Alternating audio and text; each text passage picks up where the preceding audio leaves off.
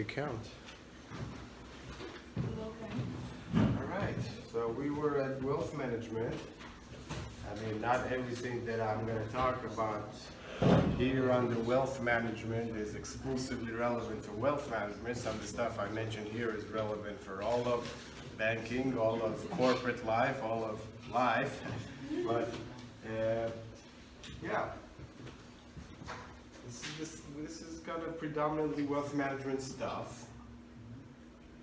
And we went over all this kind of portfolios.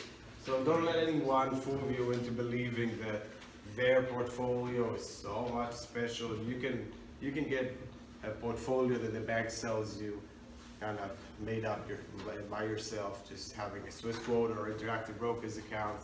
And yeah, buy some iShares ETFs, and with 3, 4, 5 ETFs, you're done. That's the whole of it. Okay, you don't need to pay another 1 or 1.5% on top of that just to the bank for buying some funds for you, unless of course you have not this ability to do it yourself. And yeah, just keep this in mind. This is the one thing you really got to keep in mind. And try to not see any patterns here. The only pattern here is more risk, more reward. Okay, that's the only pattern here. There's no timing the market pattern here or here. You can't really time it, okay? Because if you just cut it from here or from here, then there's no information in the past just by looking at prices that's going to tell you. Trust me on this one. Don't read the charts. Or maybe if you're good at it, then we're gonna get to it. I have a little exercise for you. I don't want to give it away.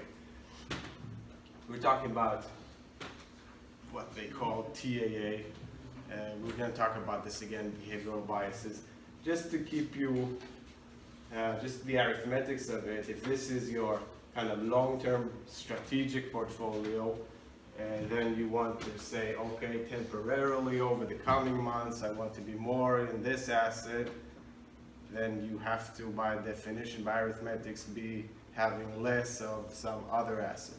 So this is just arithmetics. Some of the products are basically the same products they offer retail clients. Actually, I wouldn't say that just on this page. It's the basic kind of deposit and payments that's similar as retail clients, but of course wealth management, and the wealthier you are, you get more assets, more products offered to you. One thing that's interesting here is that deposit taking is a door opener, so similar to corporate banking, just letting a client open an account and deposit cash there is actually not profitable. Sometimes it's loss making for the bank itself, as I kind of began explaining, but I guess you don't fully appreciate why that is. But yeah, I think you can get why that is with the negative interest rates, or we discussed that you know, most of this cash the bank cannot simply lend onwards. Not all of it can lend onwards, because the regulators have come and say, we got to control how much of the client cash deposits, how much of that you can lend on to risky assets, because we want you to always have liquidity, and this is one of the places where liquidity is used often. But it's a door opener, so yes, if I'm a banker and I'm pursuing a client, and if it's a big enough client, if I think there's enough gravy in it for me for later on, for doing other transactions with them, then yes, you can have a deposit account. Yes, you can deposit cash. No, there will be no charge for you depositing cash up to a certain amount. And then I'm kind of subsidizing him. I'm letting him have what he kind of wants initially, just to get him on board. But if within a year he doesn't buy something else that's profitable for me, then maybe I'll find a way to kick him out, or maybe I don't have a chance. I mean, if he's clever, then then the contract would say that I cannot kick him out. So, but I will reprice it. If after a year he doesn't do something else that's profitable, I'll reprice the deposit. I say, okay, you have to pay now. All of them have kind of a variable interest rate clause in it.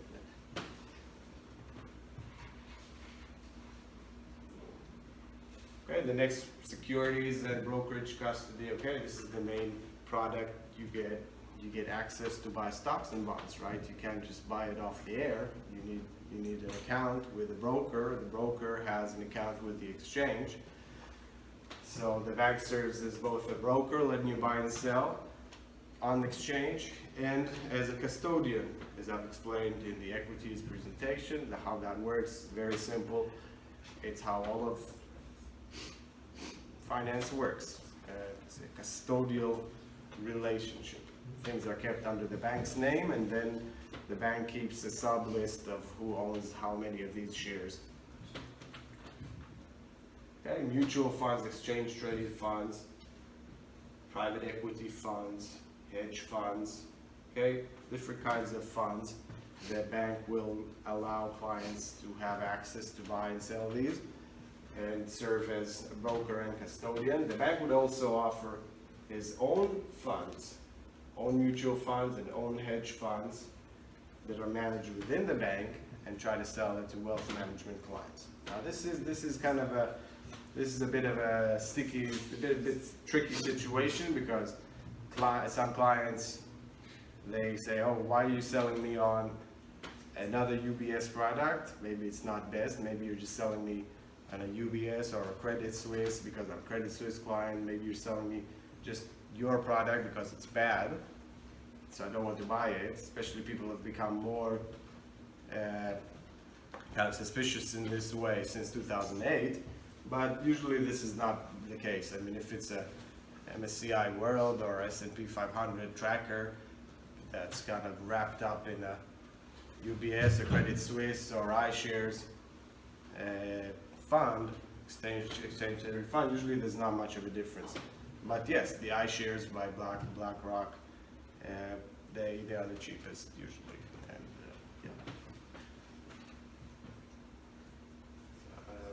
retrocessions, like I said, it used to be that the funds or other providers, when the bank sells a third-party product, it used to be that some of the commission that the bank gets is hidden. It's kind of kicked back and not disclosed to the client. It used to be common practice, but it's not common practice anymore. So all fees must be disclosed to the client, except for not most fees, okay? So the bank is still making profits on, say, FX transactions, okay? So if say the discretionary mandates, if they buy and sell currency for the client, and they would execute that via the investment bank arm, okay, of the bank, and they would make profit on it. In this case, wealth management division would be a client of the investment bank, and then the investment bank would make a profit on that. Now that another division in the bank is making a profit on the client's flow is not disclosed to the client, but that's fine. I mean, there's only so much you can disclose, deep dive into it, I think. Of course, they do measure it and they can disclose it. Structured products, I mean, we're not going to waste too much time on this. It's a complex payoff. Some clients are addicted to this. This has kind of a gambling feel to it. A lot of people get addicted to this. It's kind of a very complex payoff based on an underlying asset. So index trackers, there's nothing that's plain vanilla, right?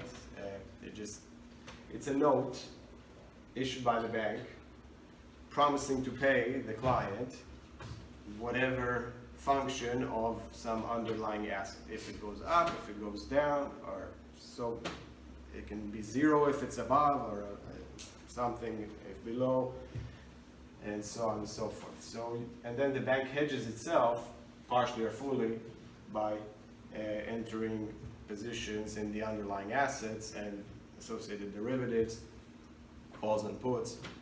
Okay, so you can read about it. So, but all these kick-ins, so it's like if it goes up above, then you get twice as much. If it goes below, then a certain threshold gets hit, and then you're zeroed out completely. So these are very complicated trade-offs. You can't really replicate them yourself. Some clients want that because they want exactly that payoff. And you can accomplish that payoff by putting on some complicated strategy in the options market, but even I wouldn't be able to recreate that on my own, so the bank does it for you, and the bank takes the spread, of course, in the middle. Yeah. So it's a kick-in, is that a sort of like an easier version of a barrier reverse convertible? Something like this, yeah. I don't remember exactly all the names, you know. For me, if it's something, you know, then I'll read what it is. I don't care the names of it. They make up lots of names for all these things. That's kind of part of the reason to confuse people. It's part of the game. They make things into an asset class. It's a new asset class, even though there's nothing new in finance for the last, I don't know how many decades. All right. Real estate, clients can invest in real estate directly, either by third-party providers that the bank gives the client access to, or more accurately, the bank gives the third-party provider access to the clients, and or managed by the bank. So sometimes the bank in the asset management division would have some capabilities to kind of go out there and buy infrastructure and build things, or build these things up with client capital. Cash and gold vaults. Okay, the bank offers safe storage for hard cash, gold, silver, platinum, palladium. It's cool and exciting for kids. Some people never grow up. And remember the rice stones from the island of Yap? So the gold just sits there, it doesn't move. All right, and if it's sold, then the buyer, where's he gonna place the gold? Probably the same vault, the vault next door. Okay, the gold never moves, and it doesn't really mean anything. It's just yellow stuff. It's useless, really. Just like Bitcoin, just like money, it's just 0, 1. It's just a credit and debit entries. That it's physical doesn't make it any better or worse. It probably makes it the same. It's just the same.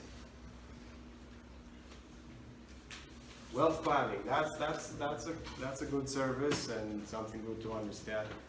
Trusts, all right? So a trust is a separate legal entity, just like a fund, just like a company. It's a separate legal entity.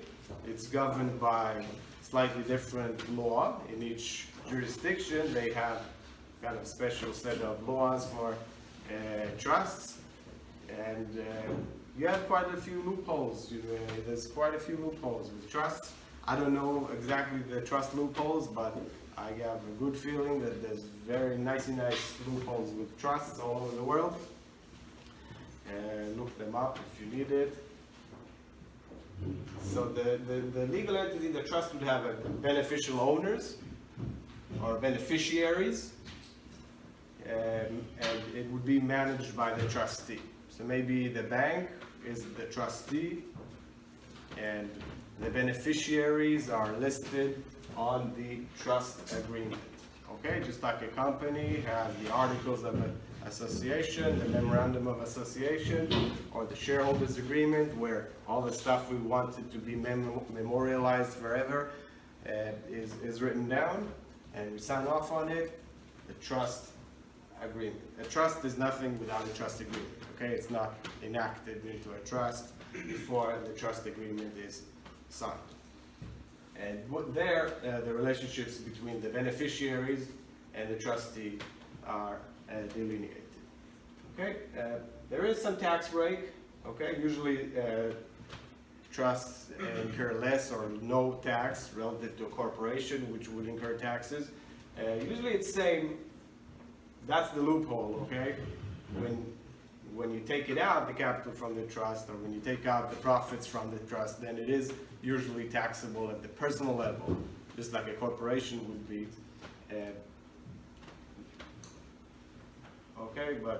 Okay, that's where the loophole is. Sometimes if you can get away with that, then that's the loophole. If you can somehow eat the dividends accruing in the trust and never pay tax on that, that's the loophole. So it's somewhere in there. But of course, this is all well known. This is nothing new, okay? Trust law has been around since forever. It's all written down. And if there are loopholes, people have been taking advantage of it for a long time, and most loopholes have been closed. So there really aren't that many loopholes in the world anymore. Okay, some inheritance planning. The banks, they really like to have events for the kids of the ultra high net worth families. So they make events for the kids and they try to teach them all sorts of stuff. And yeah, there's nice food in these events. So if you get invited, you can eat as much, eat and drink as much as you want. Tax advice, banks don't usually provide tax advice. They refer to tax advisors. Right, legacy assets, special opportunities. So banks sometimes decide to get rid of an entire asset class on their portfolio. This happened after the crisis in a big way. Assets become non-strategic, so maybe the bank says, I don't want to lend anymore in this kind of business segment, so whatever legacy assets, loans that the bank has outstanding in this business segment, they become okay, so let's just sell them as opposed to kind of wait for them to come back. So let's just sell them now because we're not in this business anymore. Or another reason is some assets, when they become non-performing or illiquid, then they become uneconomical for banks to carry on their balance sheets because capital and liquidity requirements due to regulation go up. So if I had say a personal loan, if I was the bank, I lent to a person $100, I needed to keep maybe $5 in own equity against that. But now it's become non-performing, he didn't pay for 60 days, now I need maybe $7 or $8 against that. So it's locking up more of my equity, I can put that equity to use in somewhere else, so I want to sell it off now. And if someone else is not a bank, he's better off holding it on his balance sheet. So they would sometimes approach the ultra high net worth clients for buying that. Sometimes the ultra high net worth would approach the bank to buy that. Okay, in 2009, 10, even 11, 12, this still was really, really good business. Family officers, you know, people employed by families just working the capital, they would go from bank to bank, develop relationships with the bank to get to these assets. Okay, so it's kind of like dogs sniffing each other. Sometimes one's chasing the other, one time the other's chasing the first. And depending on the prices of the assets, depending on who needs to sell more. So really there was a period, 2009, 10, 11, up to 12, that the banks were selling these assets on the cheap. So you were getting, if you buy assets from the banks when they're in a pinch, they don't have enough capital, they're just selling off. Yeah, they're kind of a bit of an indiscriminatory sellers. They just sell it. So you can get good assets, you can get good deals. And all sorts of adjustable rate mortgages were on sale. Swiss banks were selling US adjustable rate mortgages that they bought into from some US originators. All of a sudden, whoa, we have this on our assets, on our balance sheet. We need a lot of capital against these. These are illiquid. We're stuck with them. They're locking up our capital. Let's sell them. And on the other hand, ultra high net worth and their family offices like, give me some more, depending on the price. Right, margin loans, Lombard loans. This is something good to understand. This is really kind of bread and butter. You need to understand this. It's going to help you a lot. Right, clients can borrow money from the bank to buy securities where the security serves as collateral. Right, you can buy Tesla on loan, you can buy Apple on loan, you can buy Bitcoin on loan, not through the bank, maybe through Swissquote. You can buy it through Swissquote nowadays, Bitcoins, maybe on loan as well. Let's see. There's a semi-automatic mechanism called a margin call to make sure there are no losses to the bank, right? When you buy Tesla on loan with money borrowed from the bank or money borrowed from Swissquote, you don't ever think that Swissquote or the bank is being silly by lending you money, right? Obviously not. And so there is the margin call. Okay, the margin call means that if the maintenance margin, it's kind of a threshold, is met, then the position is going to be liquidated, again this word, it's going to be sold for cash and against your will. It may be not so beneficial prices to you. Firstly, it's going to be a market order. It's not going to be a limit order, it's going to be a market order. So it's just going to hit the bid. And it might be exactly at the time where you don't want to sell it because maybe you want to stay invested even if it goes down. Okay, any questions so far about what a margin loan is? You with me? Good. So there's an initial margin and there's a maintenance margin. Okay, to open. You need at least enough equity. It's always a function of how much equity in the account you have. So let's say you take $100, you deposit them with Swissquote, then you buy $100 worth of Tesla stock. Let's say that's not enough for you. You borrow now another $100 from Swissquote, you buy another $100 worth of Tesla stock. Now you have $200 worth of Tesla stock in assets, 100 loan liability to Swissquote, and still 100 in own equity. Right now, if Tesla stock goes against you, instead of being worth $200, it goes down to $190, and then your own equity is depleted from 100 to 90, right? You have a $10 loss. And so if it reaches zero, then the bank could start incurring losses on this position. But way before this happens, so around 20 or 30, the bank would sell this position to make sure that they don't have losses.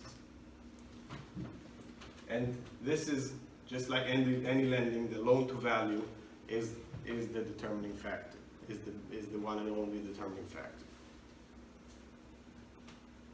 Okay, margin calculation, how much, it's usually quoted as a percent of own equity relative to assets. Okay, just read this. So 80% loan to value, we've discussed loan to value. So this is the main kind of variable when lending. So collateralized, I'm going to ask you, well, what's LTV? That's the first thing I'm going to ask. What's the interest rate? What's LTV? And what's the collateral? Margin calculation, okay, there's portfolio margining.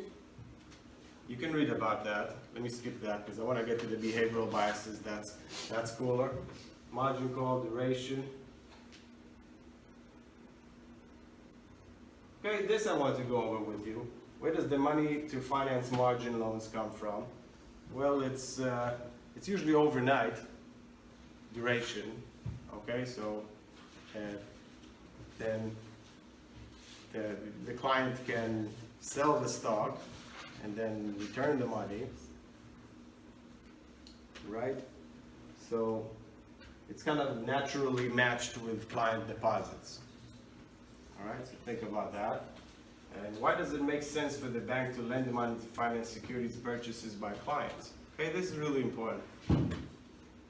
If clients are buying stocks, okay, they're not all just gamblers doing it just to gamble. If on average people are doing it because it makes sense, even I borrow money to leverage some of my positions, and it's common economic practice. It's because maybe the cost of financing 1%, 1.5%, or 2%, that's what it costs me to borrow money, is less than the expected return on these securities. Okay, if I'm buying a basket of global junk bonds at 6% and I'm borrowing at 2%, then yes, I can take the risk, but on average, it's risk that I like to take. So on average, expected return on junk bonds is 6%, and the cost is 2%. So why doesn't the bank just buy junk bonds directly? Why do they lend me money so I can buy that? So why are they leaving 4% on the table? They lend me just at 2%, and I go and buy something at 6%. Isn't it better for them to just buy something at 6%? Any answers here? Yeah. Maybe they're not allowed by law to buy too many of those junk bonds. That's one answer. What's the kind of more economic? Say there were no laws. I tell you, even if there are no laws, they would risk. Okay. Because they can sell, they can loan money. Yeah. But then they can also buy the junk bonds themselves. Right. So it's kind of like hedging, I guess. Okay. So it's different risk profiles. That's the right answer. It's different risk profiles. Like I told you, they can always liquidate that, so there's hardly any losses. So historical losses to lenders on margin loans is insignificant, practically zero. Even 2008 and 9, banks did not have any significant losses in margin lending. Okay, and in a regular year, that's 0.00 loss rate. There's no losses on margin loans. Because of this mechanism to liquidate the positions, as explained. So it's a much safer asset, and that's the point, that even you take the riskiest asset, just a new ICO of some coin that you never heard of, riskiest investment in the world, okay? You want to buy $100 worth of this coin. You bring $99 from home, cash, and you borrow from me just $1. I'm happy to lend you $1 at whatever interest rate for you to buy the riskiest asset in the world. If I can sell this asset well before I would incur any losses. I would incur losses only if it went down 99 point something %, right? So in every risky asset, there is a safe asset. Okay, when you lend it, then the equity tranche that's kept with the buyer becomes riskier. And you can separate every asset, even the riskiest asset, to a very safe asset and an even riskier asset.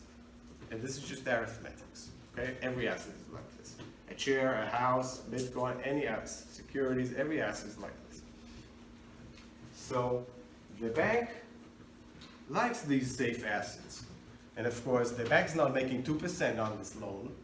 They're making 2% on assets.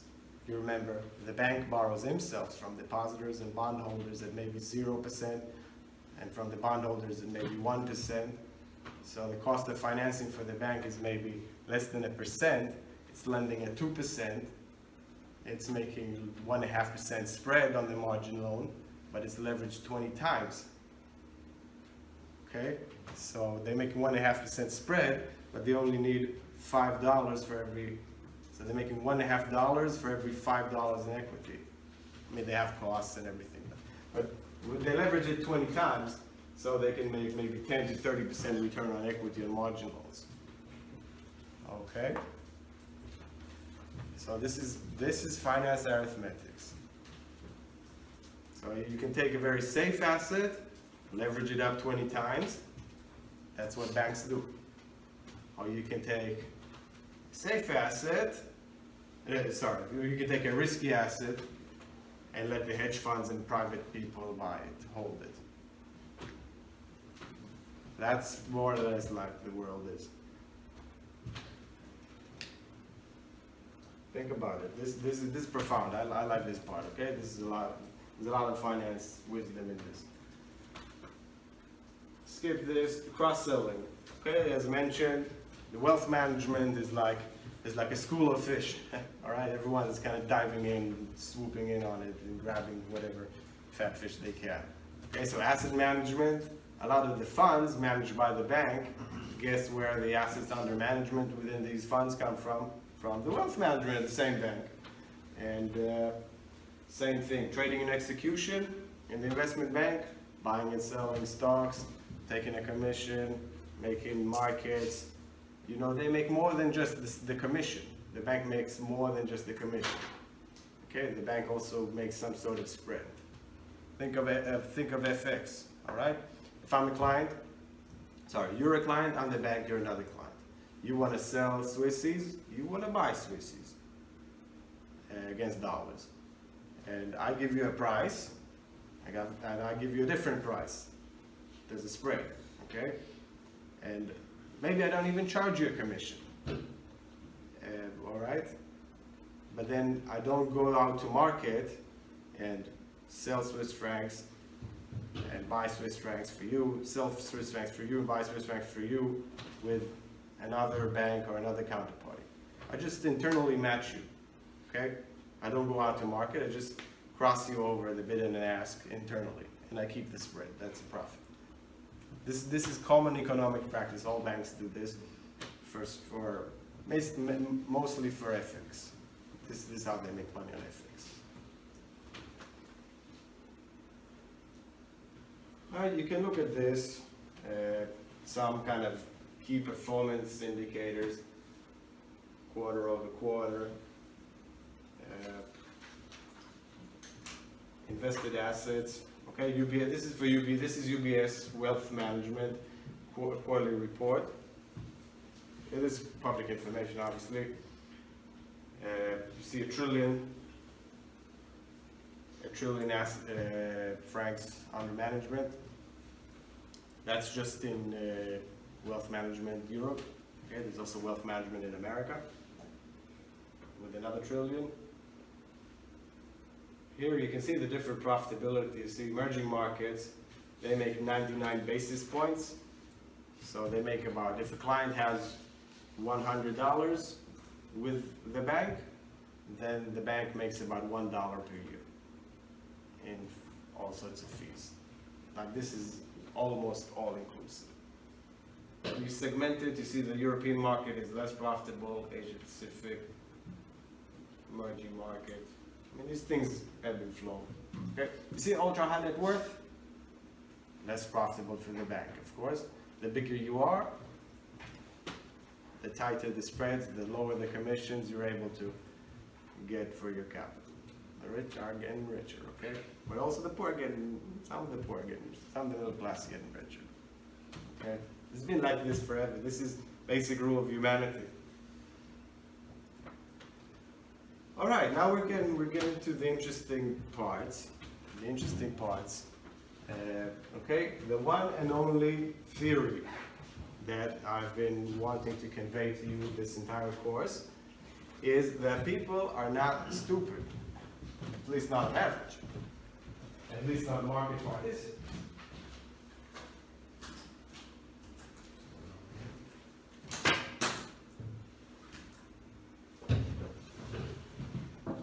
Right, markets are not stupid.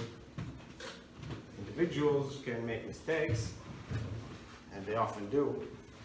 And that's kind of the contrast in this set of slides, is that I'm going to go over all the behavioral biases that I've collected, that I've noticed people exhibit, and each and every one of us exhibits chronic behavioral biases when it comes to finance, even professionals, sometimes professionals more than anyone.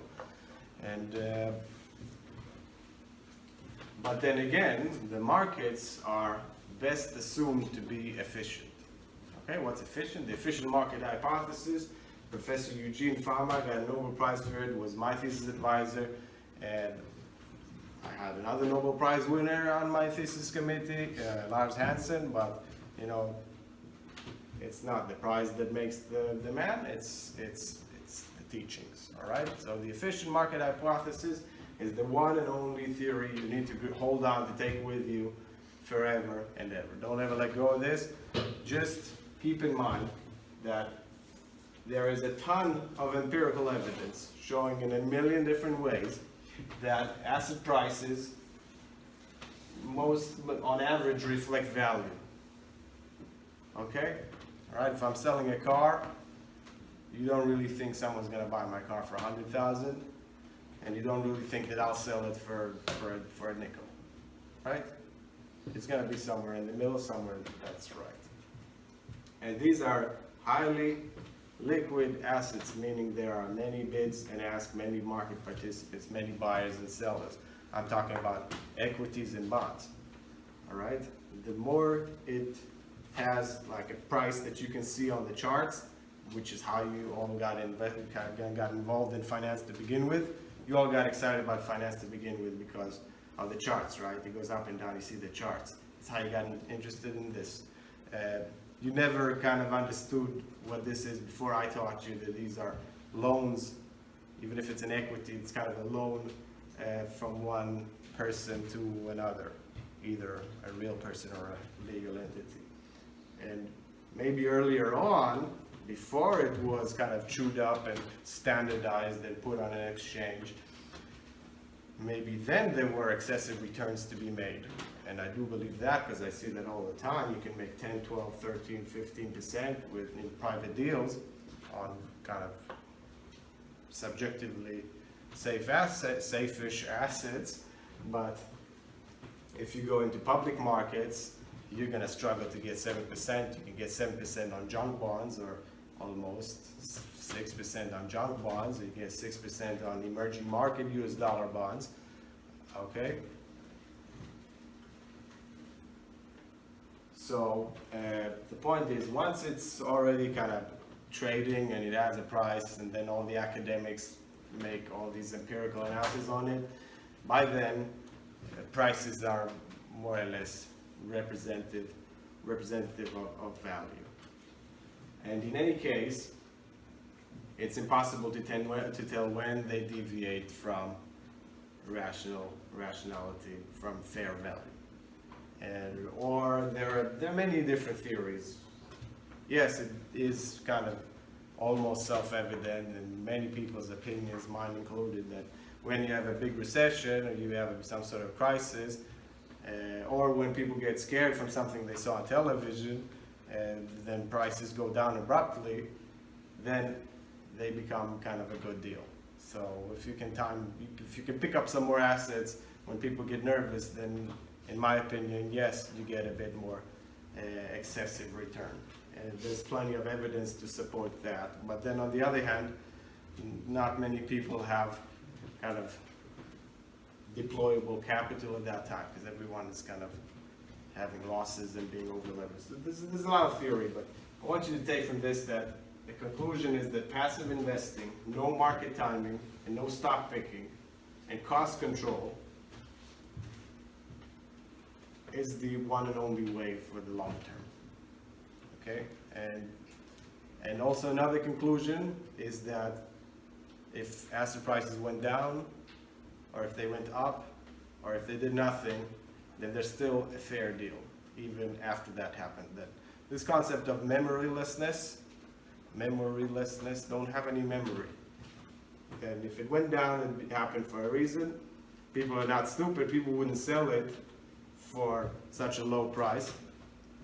Can happen that this is some sort of an aberration, okay? But it's best to assume that if it went up, it's because these things are now valued more. If it went down, it's because these things are now valued less.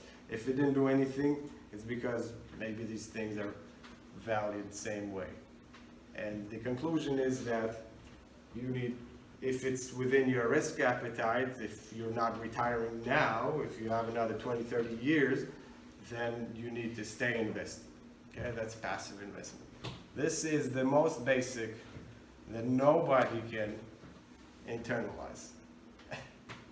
The whole profession of finance is the reason finance, there's so many people employed in it, and all they do is just convince people and kind of talk, say things, and is because people have no control over themselves. People cannot internalize the simple thing that the markets are not stupid. Individuals, they are full of behavioral biases, chronic behavioral biases, irreparable, really. But the markets are not, trust me. There are people out there deploying capital. There are people all over the world, young people. I mean, you need to get to a certain age to be able to gather, you need experience in this, but there are people out there with no education in finance. They know everything about finance. They know everything about markets. They know when to buy, they know when to sell. They pick up on opportunities before any people get out there. And they amass capital. Capital gets invested this way. Okay, there are no easy pickings out there. So the markets are efficient. Trust me, these are the cleverest people out there. Right? People that manage capital, they're clever. They don't need to be book smart. Right? You don't need to be book smart. Anything that I taught you up until now has been requiring your brain to work so many hours. Really, I didn't even show you one equation, did I? So, trust me, you don't need an education to know good assets from bad assets or a good investment strategy. Often I find that education it holds you back, because you're never able to let go of some of these biases which are gained. Okay, the next thing I want you to have in mind is kind of an equilibrium level of this equilibrium. This goes back to like the one example I gave you, that before it's already kind of chewed up and IPO'd and is trading on the exchange at a certain valuation representing a certain expected return, which is never more than 6 to 7%, you'll struggle to find kind of decent assets on public markets offering more than 6 to 7% yield. And of course, these things come at a risk as well. But in private markets, for example, you can find 12, 13% on assets that are as safe as junk bonds subjectively. Okay, maybe they're worse. But subjectively, I think risk is maybe the same. So, how does this, am I not contradicting myself? No, I'm not contradicting myself, because there's equilibrium level of disequilibrium. Okay, this is a concept I think I picked it up from this professor in NYU, Jacob Amihud. Okay, I think I read it, he wrote it down. If everyone was a passive investor, just kind of lending his money to buy via shares or bonds in public markets, and never following economic or corporate news, never reading the paper, never paying attention, then any kid could pick up the newspaper, not even the newspapers, you know, newspapers are irrelevant nowadays. Just look around you, you would see that everyone's getting all these iPhones. You know, any kid could notice that iPhones are selling like buns, right? Then the conclusion would be that Apple shares are an amazing bargain at $1 per share, if nobody was paying attention. The point is that people do pay attention. People don't even need to read the financial reports to know that iPhone's selling so many phones, that Apple sells so many phones. So they bid up the prices of Apple shares, because at $1 per share, that was representing an expected return of like a lot. So let's buy it up to whatever it's trading at now. I don't know, $100 pre-split, post-split, I don't remember. Okay, so it is the fact that people do closely watch economic news and trade accordingly that makes prices efficient. But also, there must be some profit in it for the people who do watch the economic news and trade accordingly. Otherwise, why would they bother? Okay, these two things must coexist in reality. Okay, so I pay attention, but also other people pay attention, so maybe I'm better off not paying attention. It depends. So if I'm really if I have really good attention skills, if I really pay attention to the right things, then I can pick up on some good deals. And this is what makes prices efficient. But if I really don't have any special information about some stocks, global stocks, I cannot possibly have any insider, legitimate or illegitimate information about global stocks. There's maybe 40,000 stocks out there globally. How would I ever know about what's going on, which one's a good deal or not? Maybe I find one that I have some sort of private information, legitimate or illegitimate, that I've obtained. If it's illegitimate, then I'm not allowed to trade on it, right? Then, and make excessive profits. So this leads to the conclusion of equilibrium level of disequilibrium. There's just enough excessive profitable investment opportunities out there to justify the cost of operations, the labor of the most sophisticated active investor. Okay? It costs time and money and lots of brain power. Okay? This is where the smartest people play. Okay? There you have all these IT wizards, and they're smart, and you have smart people everywhere. But usually, like the simpletons, the people who just love the simple things, but they're still very smart, this is where they go and play. Okay, they go and play with capital. So, it costs time, money, brain power, programming days to build up the capability to analyze data in order to realize which ones are excessively profitable opportunities. Look at. Just the point is, that it's not all of it is programmatical. Not all of it is algo trading. You have this Cohen dude in New York, right? What was his name? He had some SEC for insider information. Cohen dude, maybe SAC. Oh. I'm SAC. Never mind. Some hedge fund. Some fund. They had capital. They were playing the most social game you can ever imagine to get insider information. Okay, they were sending this 40-year-old kind of lady with blonde and everything and shiny things to talk to the CFOs. And they would have a whole network of buying and selling information and holding favors and kick it back in one way or another. Okay, and this fund grew to be worth billions. All right. SEC finally caught up with them, and it wasn't so bad for the founder. No jail time, he got to hold on to all this private money. right? I'm 1 degree of separation from him, okay? I never met him, but I hear he's the grumpiest person on the planet. Some of them are, many of them are, okay? Then again,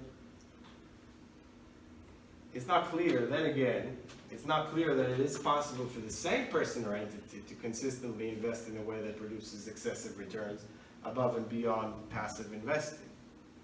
Okay, so maybe I'm an active investor, I have some way to kind of buy and sell, and maybe I'm right sometimes, but then maybe I'm wrong the next time. Then I could be not making such good profits relative to passive investing, but this is what makes markets efficient. Those times that I was right. That kind of makes prices efficient, more or less.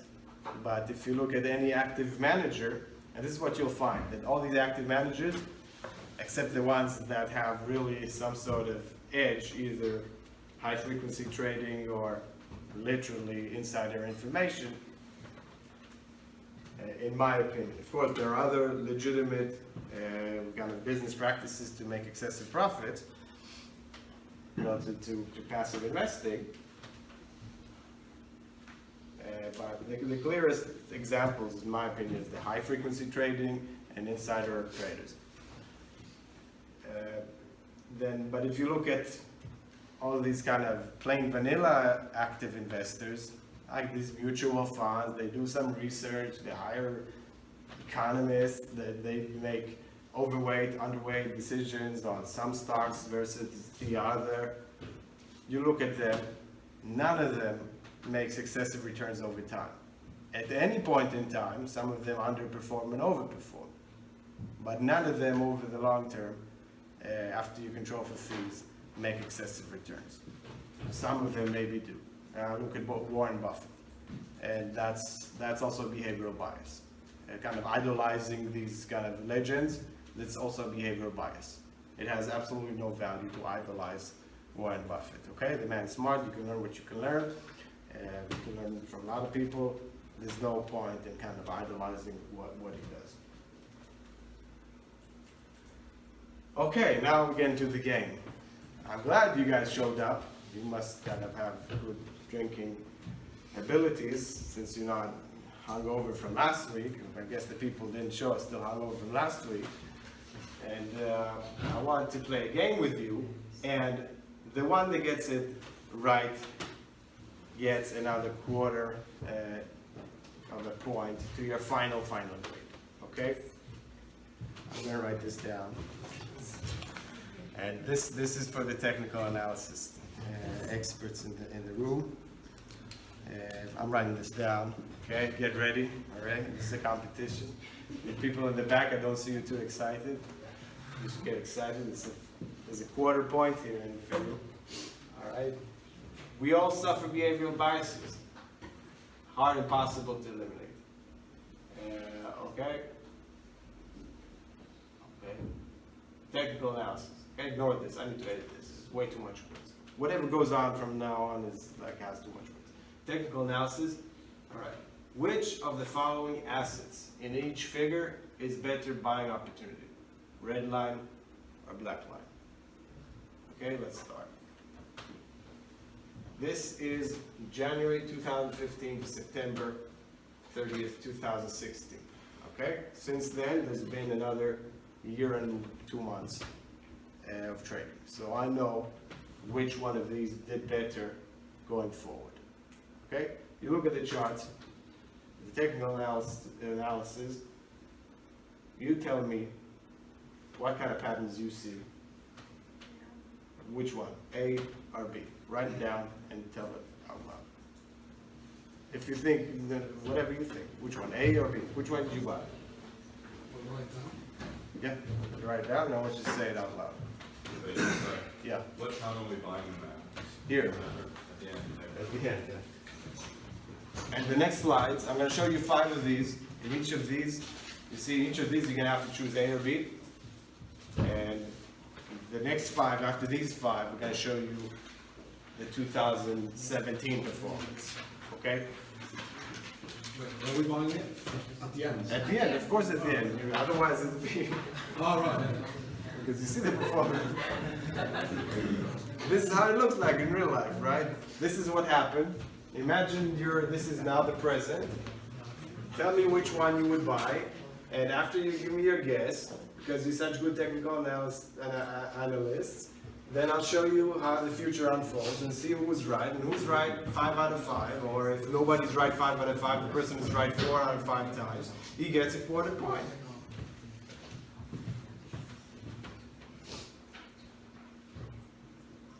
Right, you write them down, give him some answers, A or B.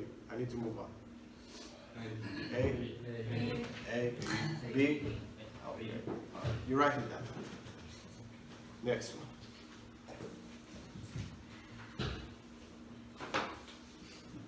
Yeah, give us a little. A, B. C and D.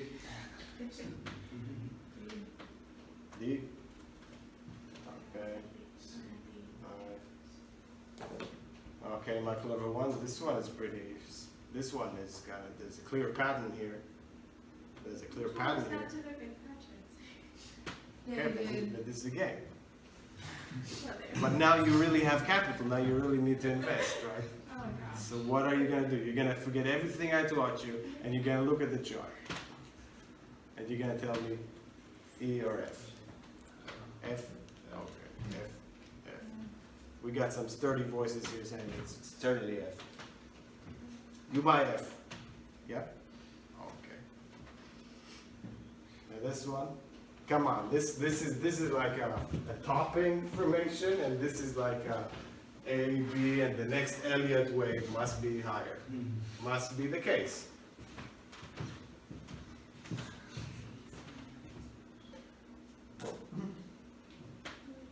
Come on, give us a G or H. Indifferent. Indifferent? H. H. Toss a coin. H, you would buy H. Okay. Alright, why not? With your money or other people's money? Hey, it's your money, it's a quarter point. I don't know, that's gonna, quarter point, that's a better grade, that's a better interview, that's a better internship, that's more money, that's your money.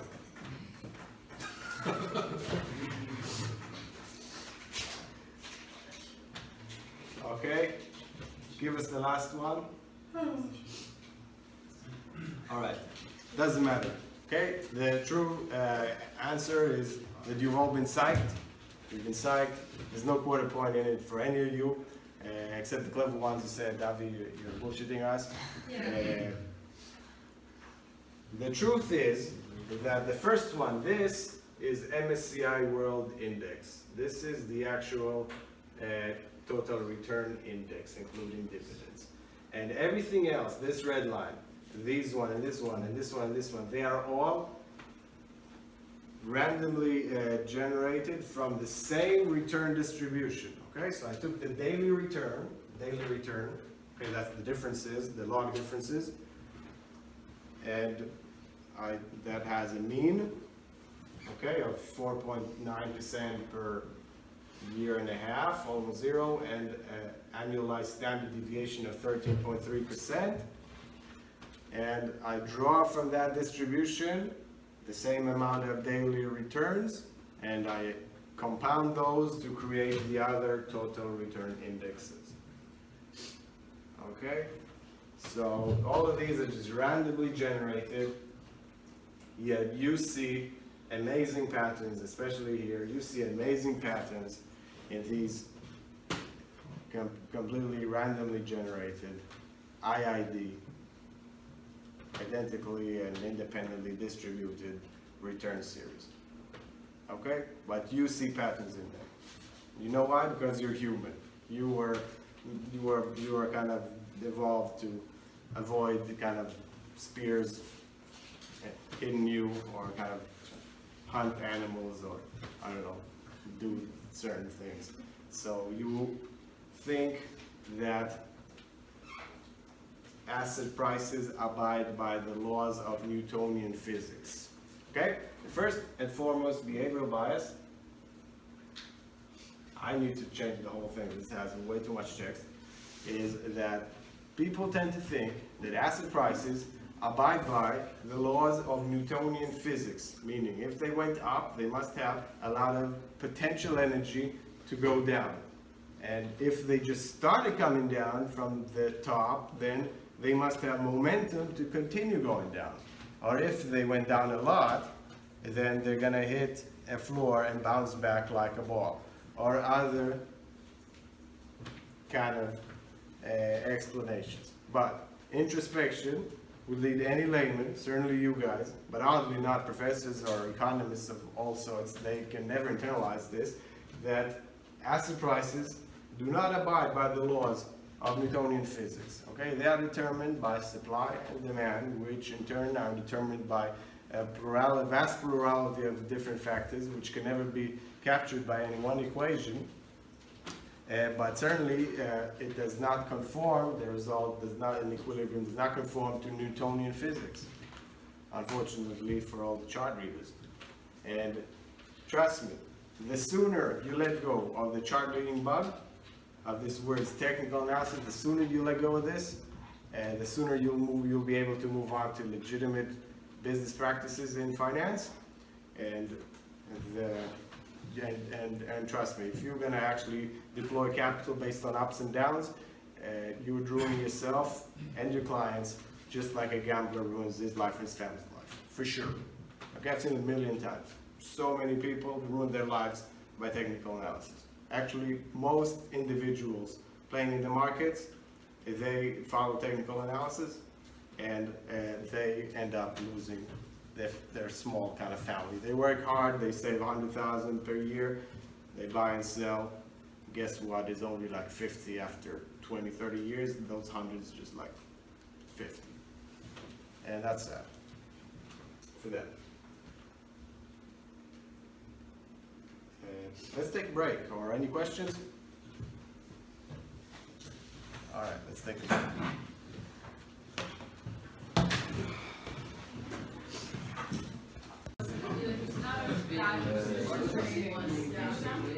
All right, guys, so look, I wrote a lot of stuff, okay? We're never gonna be able to do all this, and I need to rewrite it so that I can more easily present it, because it's just too much text, and already by now I don't exactly remember what I meant with each of these bullets. But okay, active trading, that's the first and foremost behavioral bias. People think that, you know, they can beat the market. Technical analysis, again, thinking that the asset prices abide by the laws of Newtonian physics, that's the first and foremost. Even after decades, people, you know, they spend their entire careers, they never let go of these fallacies. And maybe sometimes it doesn't matter, because maybe all they do is just convince other people to invest, and that's how they make their money.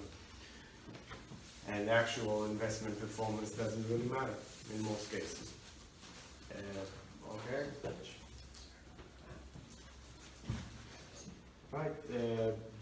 Private banking, a lot of private banking is kind of what I call a behavioral bias anyways. So why should your private banker be from the same culture as you? Like if you're getting served in Switzerland, don't you think it's weird that if you're an Israeli, you have money with a Swiss bank, you get served by Israelis? If you're German, you get served by Germans here in Switzerland, or if you're English, by English British citizens? That's already kind of behavioral bias in there, right? And yes, that's true. Salespeople, fees in the industry are persistently high, and the reliance on professional salespeople is very high. Okay, so let me be frank with you. There are farmers and there are hunters. Okay, farmers, they look at the technical analysis, it goes up and down, and they invest the money, and they ruin themselves by believing in technical analysis, but they kind of invest the money. And there are hunters out there, they go and convince clients of whatever the clients is ready to hear, they get the money and they make a lot of commission. And they're all happy and dandy. I mean, that's that's an exaggeration. You're gonna see all sorts from all walks of life, okay? But let me tell you, nobody needs more farmers. Everybody needs hunters. Okay. Why am I telling you all these behavioral biases? First, you gotta kind of confront yourselves. You gotta clear yourself from these behavioral biases. That's gonna take a long time, and only after you start investing yourself, and only after you get burned several times, only then you're gonna be able to maybe get rid of some of these behavioral biases. Don't worry if you don't. Even I didn't get rid of all of them at all times. It's impossible, really. And okay. Yeah, another reason. Honestly, the best thing you can do is train yourself to kind of take advantage of these biases within the clients. Okay, so but that's up to you what you do with this knowledge. Okay, if you really try to confront people, oh, you have behavioral bias. Avi told us in class that you have this behavioral biases, and look, it's not just you, it's most people. Then forget it. I don't think it's going to go really well for you as private bankers. Okay.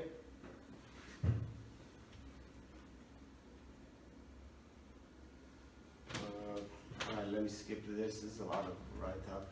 Okay, another bias, the illusion of predictability. So you think things are predictable. That was the main kind of exercise, right? We just did cash hoarding. Okay, the next bias. So the second bias is after people think that things are more predictable than they are, they actually tend to hoard cash more than they need. Okay, that's the second biggest behavioral bias by people out there. This one is actually easy to get rid of. It's easier to kind of, oh, I don't need cash more, so really what I think, if you're in your 20s, 30s, 40s, even 50s, the only cash you need in the bank is when your salary comes in, then you get salary, then you eat it during the month, and then at the end of the month, you need to have almost zero. Then you get the next salary, and you run it down almost to zero. Everything above that, you need to invest. Okay, that's my prescription. And this bias, people keep hundreds of thousands of dollars in cash, in separate accounts. And they keep a little bit in this account, a little bit in this account, so they never kind of are confronted with how much cash is lying around. And they just never invested. And then they complain about their boss, about their colleagues, about their jobs, they want to leave, but they never invest their own money, so how are they gonna retire? Then they have to stay in jobs they don't like, you know, the family pays the price, they pay the price, people are miserable sometimes for decades because of their jobs. And you know, one way to alleviate this problem is to invest one's own money, because you get to retire a lot quicker, you guys know, after you've done this Excel spreadsheet. Even 3.5% per year, if you get it on every nickel you saved in your 20s, 30s, 40s, and 50s, and afterwards you still need to be invested, unless you eat the principal, that's also a possibility, of course. Makes a huge difference. Cash hoarding, the second biggest, but actually it's easier to, in my experience, it's easier to get rid of cash hoarding bias than kind of technical analysis and predictability fallacy. Staying out of markets. Okay, so that's the same thing as cash hoarding.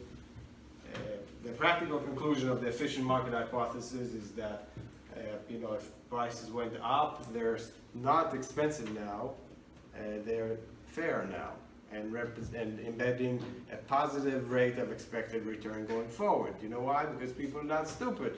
If they can keep cash and get zero, or buy something that's a bit riskier and they're providing the capital for someone else to work with, then of course expected return should be on average positive and not negative.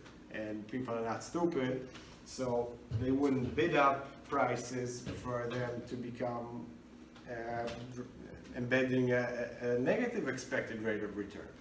Okay, except on some government bonds with all this negative. When I say positive, I mean more than the absolute risk-free cash with the central bank. Okay, so I've taught you about the possibility of having negative interest rates. So just if whatever the central bank rate, if it's negative, then that's just the new zero. Okay, if it's -1, then -1 is the new zero. Then 0 is actually 1. Okay, so when I say positive expected returns, I mean, above and beyond whatever the central bank rate is. But also, as explained, the central bank can never go into such negative territories. And so it's best to kind of keep things at like 0 is 0 and positive is positive. And that's kind of how things have always been, always will be. There's good reasons for that.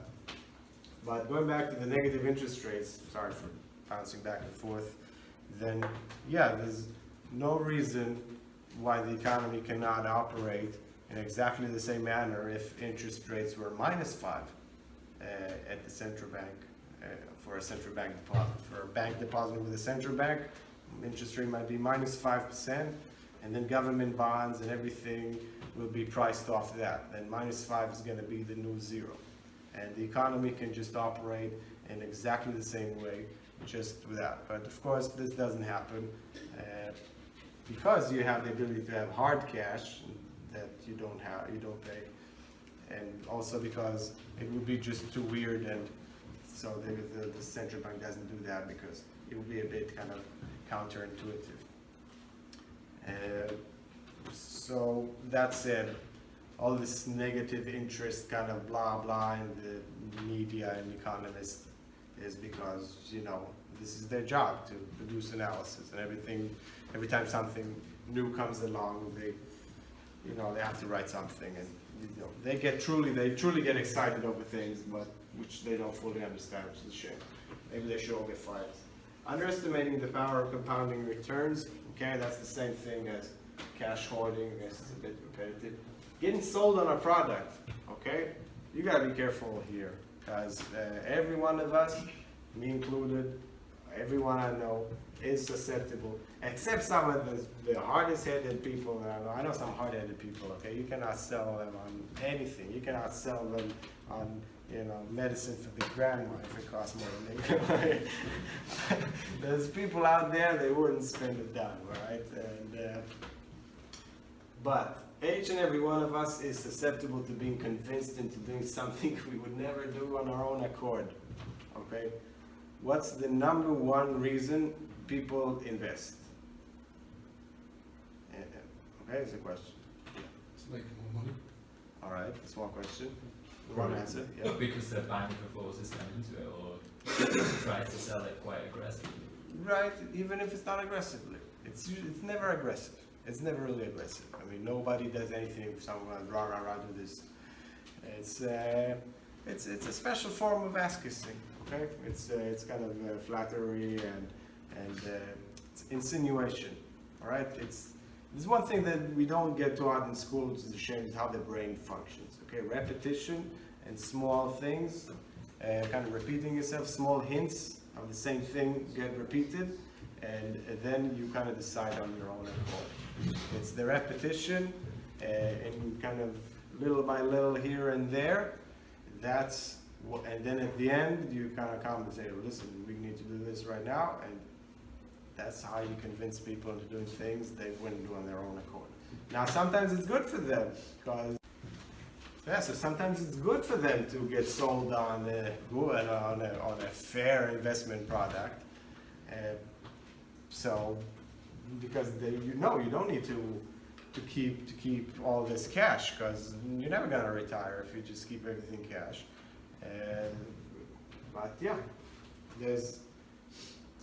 it's part of the behavioral bias of cash hoarding, and really some of it, you don't know how to invest. Then to overturn the behavioral bias of cash hoarding, you need some sales. You need some schmoozing. All right.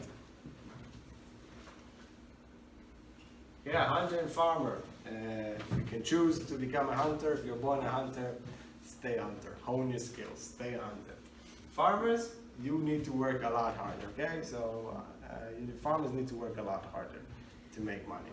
But it's much more kind of safe in the environment. But both can suffer immense amounts of social pressure when working for a bank or any corporation, okay? Of course, it's not easy to be a hunter. Just imagine you need to now go out and get clients, and unless you get fired or because it's not easy. And actually, this could be very stressful. Single stock bias. This is a huge bias that people fall in love with one stock, Tesla stock, Apple stock. All these stocks have been hot. You see like people all over the world, individuals. Oh, I only own Tesla stock. I only own this stock. I really believe in this or this stock. And yeah, that's a behavioral bias. I mean, what could you know possibly about Tesla more than the market? Okay?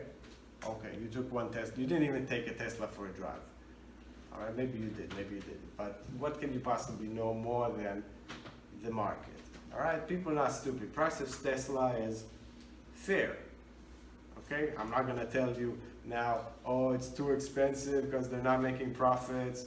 That's also an argument, but maybe this argument is also wrong. What do I know if it's more expensive than the market? You know what? I just own Tesla to the middle kind of proportion that it comprises the MSCI World Index that covers all stocks in the world.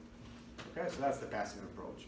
And so I don't need to take a stance on Tesla being a good deal or not a good deal, because you know, I don't know, I'm frank, how would I know? Okay,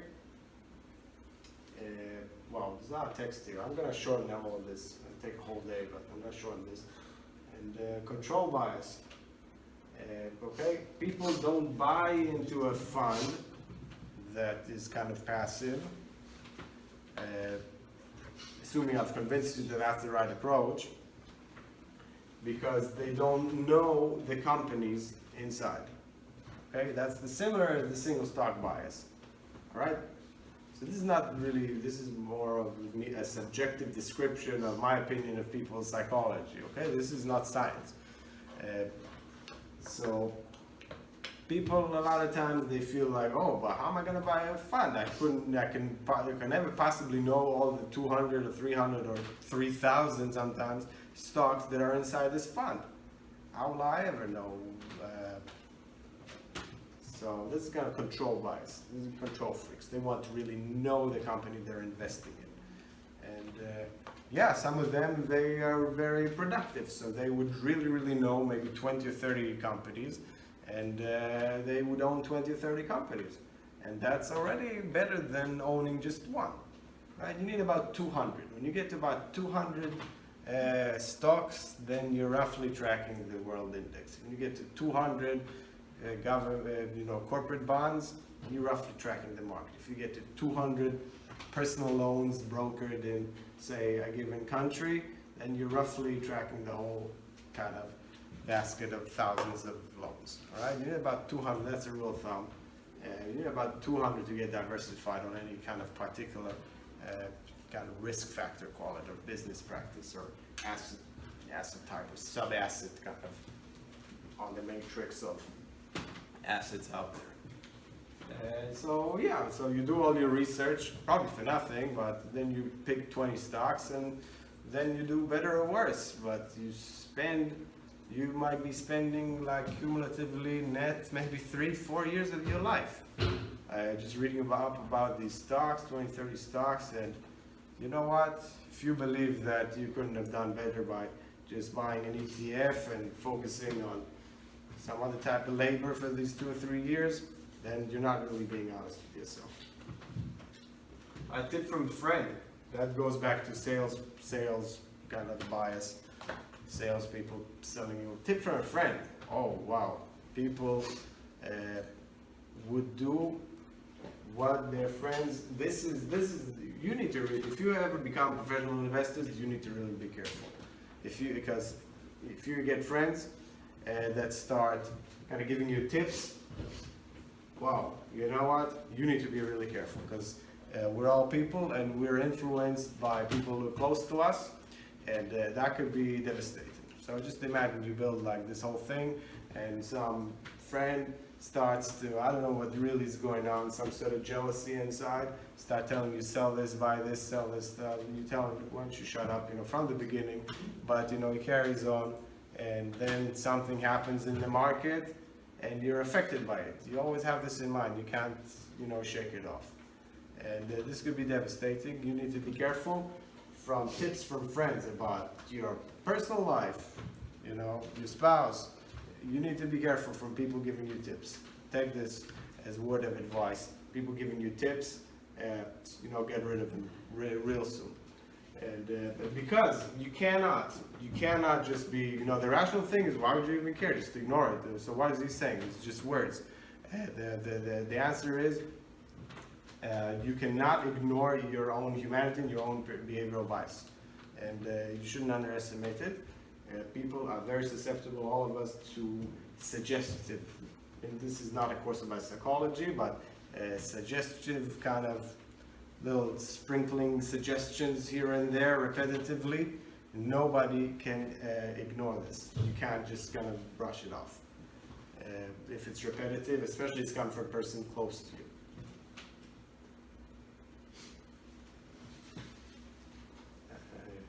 Chronic contrarian. This one is really good. This one I want to get to. Chronic contrarian. People think that everyone is owning the market, so it's kind of by definition that everyone is kind of owning the market. The market is comprised of like people's whatever the value is, so it's kind of in the market. And then people think, oh, well, that's what everyone's doing. But I don't want to do what everyone's doing. If I'm doing what everyone's doing, then I'm stupid. I'm not going to do badly because, or I'm not going to do better than others. But people actually think that if they do what everyone else is doing, then they're going to do badly. And then they think that they need to pick stocks or time the market or go into active management, find a winning horse, like a really active investor that's really good, like the next Warren Buffett. He charges big fees, but yeah, he's a winning horse. The chart says so in the past. And I can't just buy the market because that's what everyone's doing. That's a big bias. That's a huge bias out there. Okay, there's a lot of there. There's a lot of material here with all these biases. Okay, people have given me feedback that they've enjoyed this. All right, the emotional roller coaster. Yeah, people who buy for the wrong reasons, as explained. Stock tip, getting sold on a product because it went up, down, sideways, some chart pattern. People who got in for a false reason, then when it goes down, they get nervous and they sell. Okay? It happens all the time. Everyone. You know, someone's gonna give you a tip, you're gonna buy a stock, this guy is nowhere to be found, and what are you gonna do? You're gonna call him, you're gonna talk with him, and now what? What's he gonna say? Of course he's gonna say some bullshit and just to, you know, so he doesn't feel bad in this conversation. And then what you're gonna do? You're gonna continue holding on to it. You're gonna sell it. You're probably gonna sell it, but you're only gonna sell it after it's gone down, because only after it's gone down you've gotten nervous. Okay? People buy for the wrong reasons. They sell when it goes down. All right. So yeah. So all this, these things together. These things kind of interact with each other, okay? So if you, you know, it can be like you start with a single stock because you have this bias towards single stocks or technical analysis. It went against you, then you got nervous because all of a sudden you kind of did your thinking is like, shit, I bought because of some pattern. Now this pattern is not there anymore. Or I bought because some stock tip, but now I phone this guy and he ends up not knowing anything about this particular stock more than the market. Or, you know, I was sold on this product by the bank and maybe it's not suitable for me. Now the bank is not going to sell you on such stupid things. Okay, you really need to be careful from tips from friends and active management and timing the market on your own. The bank has so many controls by regulation and internally because they don't want to be kind of perceived as predatory sellers. So the stuff that they're going to sell you is just kind of plain vanilla with somewhat high fees. Okay, so you're just going to tag along and kind of bleed slowly, but such that it doesn't show. And okay, but real lives matter, all right? So if you go through this single stocks plus emotional roller coaster, goes up and down, you're selling because you bought for the wrong reason. Then you say, you know, forget it, I'm out, I'm just keeping cash, only cash. And then, you know, these things, they interact with each other. these biases interact with each other. It's like jumping from wrong to wrong to wrong. And gambling problems, yeah, don't underestimate gambling problems. This can creep up on everyone, right? You make some money, you think you're it, and then you buy and sell according to tips, according to stock charts. It goes down against you, you get nervous, then you're tilted. You know, you guys play poker. This is an expression from poker. You know, someone has had like some losses. Now he's kind of angry, and now he's giving off signals. So he's reading his own cards, but okay, this is not the right. He's just tilted. Okay, so he's more responsive to external stimulation, and then if it goes up or down or whatever kind of chart pattern, he gets more responsive. And this leads to exactly the following. If it goes up, he wants to buy because he's like, shit, I should have bought earlier. Why did I sell? So it goes up, because maybe not too late, I'm gonna catch it down, buy it now. Or if it goes down, you get nervous, then you sell it. And then you churn your own portfolio into losses. This is called churning. Churning actually is something else. It's illegal activity. We can skip that. I guess not immediately relevant. Okay, so again, short-term reversal or momentum.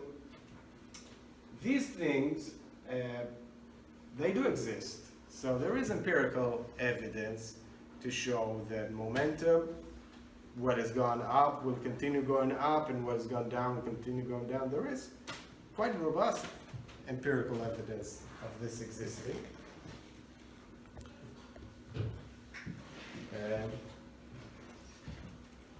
And there is some short-term reversal. Again, depends on the frequency, how you cut it, but yeah, it's quite robust evidence. But then again, it's not that big of a factor, and doesn't seem to be working as well as when they wrote those papers, because you know what, they set up so many funds tracking momentum, and I don't think it's really there. So it started with small cap kind of anomaly.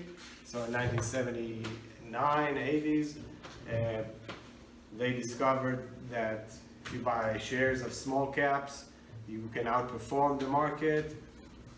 And then they bought up all these companies, funds, to kind of put clients' capital into small caps. And this kind of went away. And then there was value.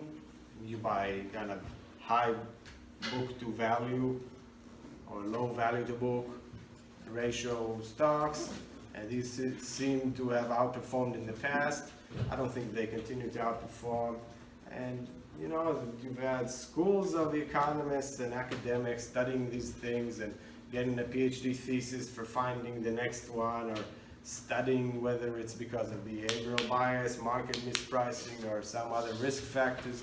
It's a very academic field. And this brings me to one of the next biases that academics display, is that they seem to be overly focused on alpha. So they even have a term for it, alpha, so you can kind of in econometrically kind of measure the outperformance of say an active manager relative to the index, and then you can calculate the alpha. Alpha is some kind of arithmetic, econometric measure of the outperformance. And academics, because there's so much focus on this, because yeah, for academic studies, this is kind of a very interesting kind of measure, both theoretically and empirically. But then they seem to really kind of be so much focused on that they think that in the real world, maybe people go long and short all the time. So to get the alpha, then you need to go long those stocks that the active manager chooses and short the market. So then you just eat the difference. And then maybe if it's really good, then you just eat the difference and you can leverage it, and then you really kind of make money with no capital down. But of course, there's many hindrances along the way for this. And it seems the academics are overly focused on the alpha relative to what money is kind of at a more basic level, which I've told you they skipped altogether. They skipped it altogether to focus on alpha. But it's really, they don't even get the alpha or the beta. You know why? Because they're just cash hoarders. They never even invest their own money. And that's the bigger bias.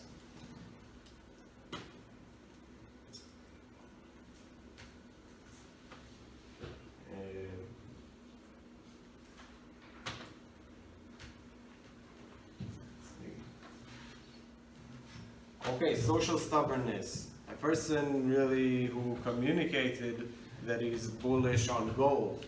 Okay, we're gonna get to gold bugs. How are we doing on time? Oh, we're over. Yeah. Okay, sorry.